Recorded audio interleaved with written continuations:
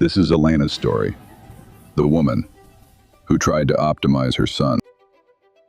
The blue light of the tablet doesn't just illuminate Julian's algebra homework. It carves out the hollows of my own face and the reflection of the darkened kitchen window. It is 11:14 p.m. The house in Oak Bay is silent, a cemetery of high-end finishes and mid-century modern furniture that we bought to prove we had arrived. My husband is asleep, breathing with the rhythmic, uncomplicated ease of a man who believes life simply happens to you. I know better. Life is a series of variables to be optimized, and right now, my son's future is a failing algorithm. I feed the PDF of Julian's latest essay into the software. The interface is clean, clinical, a sharp contrast to the messy, handwritten scrawl of an 11-year-old boy. The AI begins its deep diagnostic. It's looking for linguistic patterns, logic gaps, and indicators of cognitive fatigue. I tell myself this is love. I tell myself that in a world where entry-level roles are being swallowed by silicon, Julian needs to be the one who writes the code, not the one replaced by it.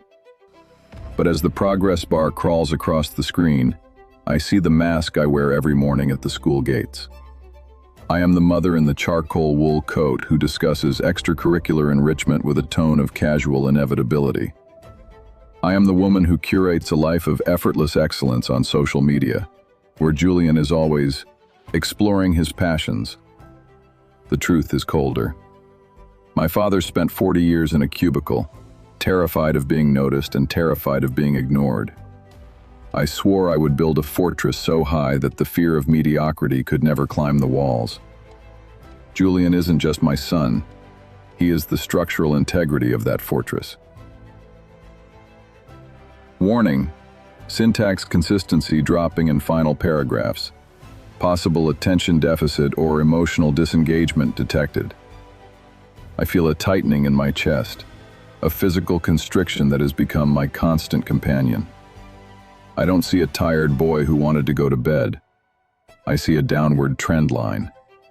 I see a future where he is the one being managed, rather than the one managing. I look at the graph the AI generated, a jagged red line representing his strategic thinking quotient.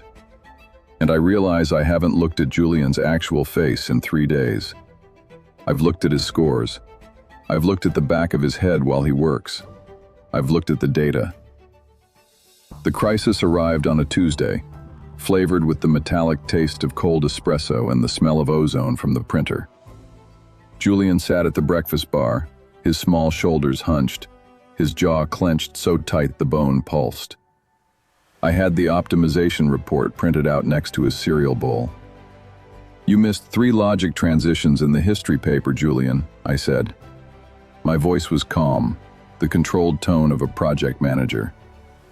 The AI flagged a 12% drop in vocabulary sophistication compared to last month. What happened? He didn't look up. He moved a soggy oat flake around the bowl with his spoon. "I was tired, Mom."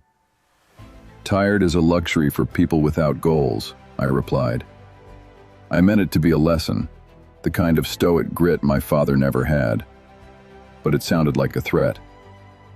"If you don't catch these weaknesses now, the world will find them later. I'm trying to protect you." Julian finally looked at me.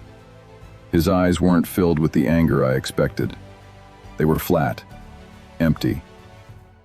"You're not protecting me. You're debugging me." He stood up, leaving his breakfast untouched, and walked to his room. That evening, when he handed me his math practice sheet, I ran it through the scanner. I expected the usual minor errors, the slips of a bright mind moving too fast. Instead, the screen turned red. Critical failure. Basic arithmetic errors inconsistent with previous data. Intentionality suspected. I stared at the page. Julian had answered 7 times 8 is 54. He had written that 100 divided by 4 was 20. These weren't mistakes. They were insults. He had spent an hour meticulously crafting a failure so spectacular that it would force me to look at the paper, not the analysis. I marched into his room, the printed report shaking in my hand. "What is this? You know this material. You're playing games with your future." Julian was sitting on his bed, his hands folded in his lap, mimicking my own posture. He looked like a miniature, hollowed-out version of the person I pretended to be. "I wanted to see what color the graph would turn," he said quietly. "I wanted to see if the computer would tell you I was sad, or if you had to figure that out yourself." The silence that followed was suffocating. I looked at the performance graph in my hand, then at the boy on the bed. The AI had accurately predicted his failure, but it had no category for the soul. It couldn't tell me that my son was committing academic suicide just to get his mother to stop looking at a screen and start looking at him. I saw the projection clearly then. I wasn't terrified of his failure. I was terrified that his failure would prove that my own life, my own frantic striving, was built on sand. I was using him as a shield against my own feeling of inadequacy.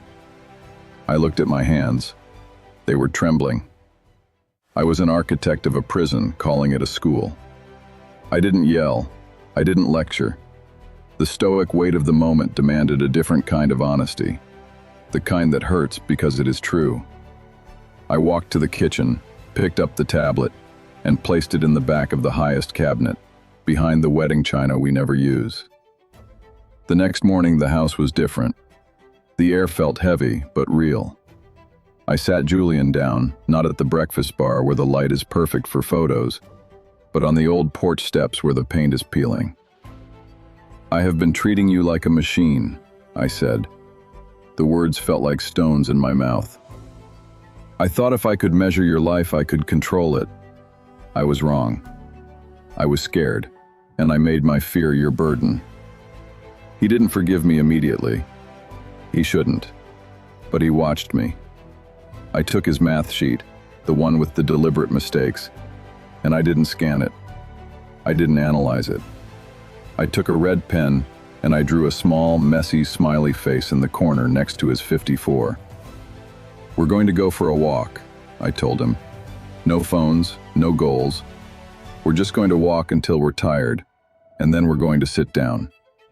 He looked at me, really looked at me, for the first time in months. "What about the curriculum?" "The curriculum is closed for the day," I said. "I am still a woman who worries. I still feel the urge to check the data, to optimize, to ensure we are winning a race that has no finish line. But now, when that anxiety rises, I remind myself of the red line on the graph. I remind myself that a child who is optimized is a child who is being erased. I choose the mess. I choose the slow, unquantifiable process of being a human being. We are not data points.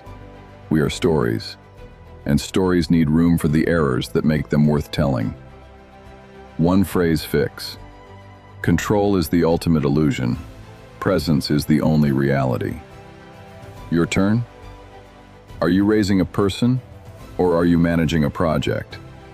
If this story resonated with you, and you'd like more stories like this, leave a like, subscribe, and share. It was someone who might need to hear it.